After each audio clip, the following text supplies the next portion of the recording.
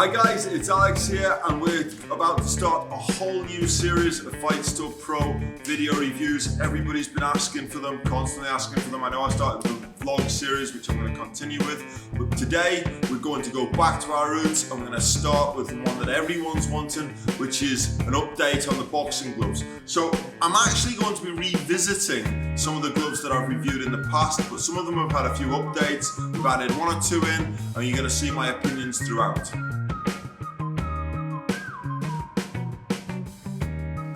Review 4 gloves. I have actually reviewed 3 of them in the past, but I'm going to bring you a completely up-to-date review and look at the price range between 80 and about 150 quid.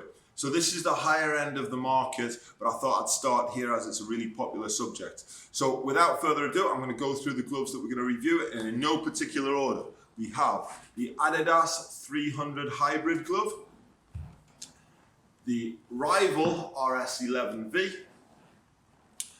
the Fairtex BGV9, which is their boxing glove in the market as opposed to a Thai boxing glove, and the Revgear S3. So, aside from that being the only left hand that I've picked up, where shall we start? Well, I think I'm going to start with the only one that I haven't reviewed before, which is the Adidas Hybrid 300. Now, there are various different versions of this glove out. There's been one or two different variations, but they're all very similar. But I absolutely love this glove. I've been a fan of it since we first really renewed our relationship with Adidas.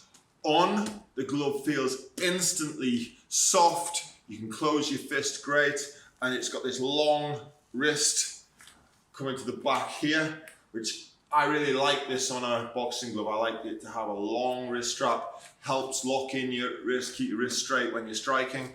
The thumb position's just about as perfect as it can be. We've got the pad built up just in front of the thumb, so you're in very little danger of actually catching your thumb. It's got the thumb connector, thumb loop right here. The padding's both firm, but it's not so hard that you can't make a good fist, and this is one of the fall downs I found on a lot of gloves, where if you have incredibly stiff padding, you can't make your fist properly, but if it's too soft, then it goes straight through and you hurt your hand or you hurt your training partner. So as a sparring glove, I find this very, very difficult to fault. It retails at around 110, 115 pounds, but in this end of the market, I honestly think this is massive value for money. They do a slightly cheaper version, which is the Hybrid 200, which is kicking around 80, 85 pounds. That is, in many respects, an equal glove to this one. However, the wrist is much shorter. So I would probably spend the extra money and get the extra protection to your wrist. But if you're one of these guys who prefers the shorter wrist, maybe you're from a Thai boxing background, that might also be a good shout for you. So, moving on. We have the celebrated Rival RS11V. This is widely loved by people by boxers as a sparring glove. Putting it on, I always find these very, very small. So this is a 16 ounce, and it has this very, very odd wrist strap system. Now, I've heard various different opinions on this, and one of the things I will say in this series is that everything said on these videos is my opinion at the end of the day. You can't take it as a matter of fact, you can take it as an informed opinion. This is like a seatbelt system. It straps over to here, the stitching is incredibly well reinforced, so it's going nowhere, and the material is actually very, very, very similar to that of a seatbelt in a car. The strap comes into the glove. There's this compartment here which covers the loop, and inside, if you just press on it there, you can feel that there's a plastic loop which the strap will go into, which helps you lock the wrist up. Now, I'm not a fan of this system. I don't see anything wrong with the simple strap design found on most modern boxing gloves. I've picked that one up because that's the most common of the lot. The Adidas one here has a narrow strap, and this one also has a double strap, and I haven't really seen that it's elasticated, with the idea being that it's going to lock up your wrist a little bit better than a straight strap. I haven't noticed that this has any great benefit at all, but it doesn't have any great minus either. This, however, I'm just not keen on it. That's my honest opinion. I'm not keen on it. Whether it puts anybody off or not is another matter entirely. It does lock up, but I feel that as I pull the strap, it actually pulls onto my palm, not onto my wrist. I'm quite a big guy, I'm 6'3", and perhaps I should try the 18-ounce version, but most of the time I use 16-ounce gloves. So I would say that this is the right weight glove for me. But when I pull this strap, it actually pulls across my palm, not onto my wrist. So maybe something to look at there. I've got it to its absolute limit. I've pulled it round. It's secured good on my wrist. There's nothing wrong with that. The actual padding on it feels really good. The thumb position's great. I haven't got any problems with that at all. I like the glove. This is a microfiber glove, not leather. It's the only one out the four which isn't leather. And microfiber lasts a long time, but whether you like it as a material or not, I think is very much a personal opinion. The thumbs, I prefer the thumb on the Adidas glove. One of the things about sparring gloves is the glove is going to be different for everybody, and this is by no means any type of bad glove. Value for money, good question. This is the most expensive glove of the lot. I think it's over £150 or thereabouts the £150 mark. Personally speaking, on a value for money front, I don't believe it's great value for money. I think it's a good glove, but I don't think it's fantastic glove. So it's good, but it's not my pick, if you like that. So there's absolutely nothing wrong with the glove. It feels tight on. The wrist is okay, but that's at its limit, and I can't get the wrist any stronger on. With a wrap, I think that's gonna lock up good. But I'm really just not keen on this wrist system. It's a personal opinion. Some people may love it, and a lot of guys do swear by these, so it's certainly not a bad choice. Glove 3 is the BGV9 from Fairtex. Now, I reviewed this glove in with a bunch of others once before. It was next to the Revgear S3, which I'm going to talk about in a moment, and there were a couple of others. If I remember rightly, there might have been Pro Box and Ringside. I can't really remember. But it's a very slimline glove. It's different to a lot of the other gloves in Fairtex's inventory. Fairtex, of course, are known as a Thai boxing manufacturer more than a boxing glove maker or for Western boxing.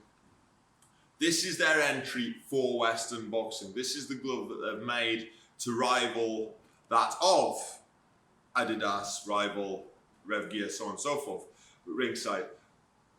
The shape's great. The construction is flawless. Fairtex quality is always, always good. The criticisms that I made in the first review still stand. There's no difference to this glove to the first review, but I thought it was good to include it.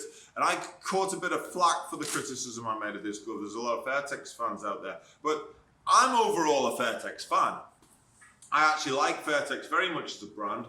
They produce top quality gear. You can't fault what they do as a whole, but in these reviews, if I don't like the product, then I don't like the product.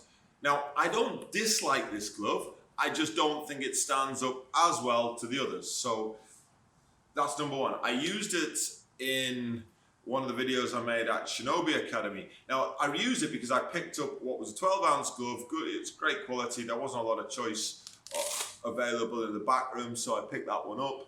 It was 12-ounce, and I used it as a bag glove with a wrap on. As a bag glove, it's actually great. But I'm talking about sparring gloves, and this is where this becomes different. So this is the only 14 out the group. The others are all 16s.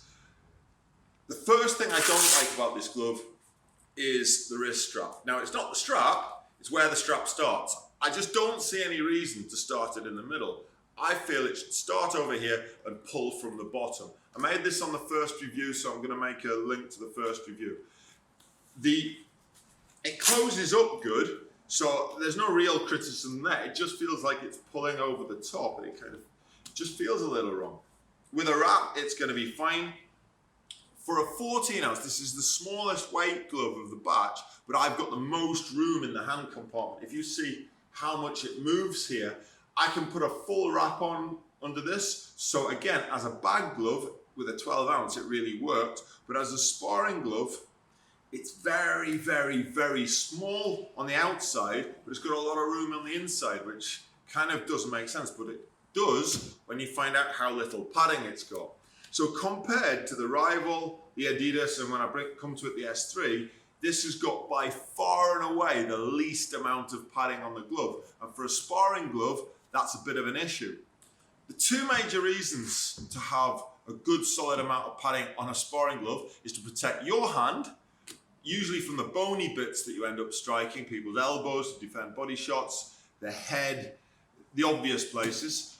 And then secondarily, the reason why you use big gloves in sparring is to protect your sparring partner. Now, the less padding you have, the less protection your sparring partner's got. And I would say that if you're sparring and you're a fairly big guy and you can bang in something with as little padding as this, you know, unless the guy's wearing a fairly robust head guard, you could do some real damage. So that was my principal issue with this glove. The fit's not as good as it could be. It's not an awful glove. It's actually a very, very nice glove. But does it stand up to the other three? No. So that's my opinion, and everything on these reviews is the opinion. It shouldn't put you off the glove because it is a very, very good glove. But would I pick this over the others? No, I wouldn't. Last up, the Revgear S3. Now, I've brought up both gloves. I usually only use the right, but because they have an asymmetrical design, i.e. a different design on the left to the right, I thought I'd bring them both up. Anyway. This is the glove that I've actually been using for all my sparring recently, and I've been using this glove on and off now for a couple of years. The first thing I like about this glove is how soft it feels on. It's pliable, just like the Adidas 300. You can actually close your hand really easily in it. You can make a proper fist inside the glove. That, to most people who box, is very important. A lot of gloves can have very stiff padding, and it can make closing a hand a bit of an effort. And if you're like keep your hand loose before you throw and tighten it up on the end type of a guy, which I am, this makes this very easy to do. The wrist on it's great. It's a nice long wrist, not quite as long as the Adidas, but it feels solid. And one of the things I do like, this is the only one which is an absolutely conventional strap, by the way. But what I really like on this glove is on the inside, it has these two big pads. When I close the glove up, it really locks in, and it feels very secure on the inside of my wrist where my small bones are. So if you do get caught with an elbow when you're uppercutting, or get caught on the inside, there's protection there. But it just feels very secure. There's no space left.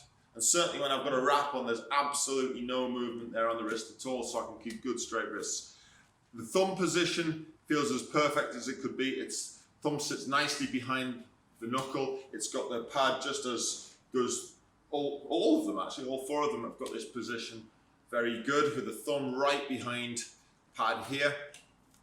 And it's got a lovely curve on the front of the glove here, which makes great protection behind the knuckles. One issue that the Revgear S3 did have was it's not a great glove for bags. It is an out-and-out sparring glove. The issue that it had basically was that if you smash this glove on bags constantly, the glove broke down very fast. So durability-wise, it isn't the most durable, certainly not of the four. In fact, what I would guess is the most durable of these four gloves will be the Fairtex.